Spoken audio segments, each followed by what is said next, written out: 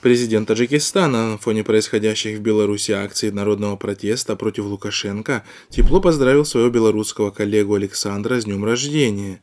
Ему исполнилось 66 лет. В ходе телефонного разговора, который состоялся 31 августа, президент Рахмон вдохновил и поддержал своего коллегу.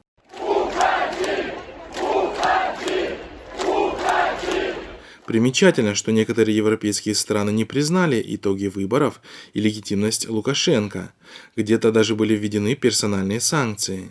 В национальном масштабе этой проблемы, то ни одно из требований протестующих ни о прекращении насилия, ни о выпуске всех политических заключенных, ни о начале переговоров с протестующими, ни о процедуре назначения новых выборов, как бы ничего как бы из этого не... Эксперты отмечают, что Лукашенко, как и Рахмон, является сегодня одним из немногих лидеров стран постсоветского пространства, которые решили оставаться у власти до конца своей жизни, как это уже произошло с бывшим президентом Узбекистана Исламом Каримовым.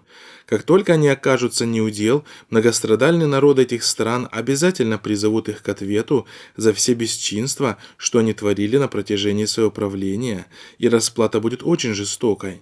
Мы видели, как некоторые народы, восставшие против своих правителей-тиранов, расправились с ними, и это является одной из причин того, что авторитарные режимы подавляют всяческое проявление инакомыслия, вплоть до физического устранения своих оппонентов, будь то политики или независимые активисты, или же журналисты, заявил на условиях анонимности один из таджикских политологов.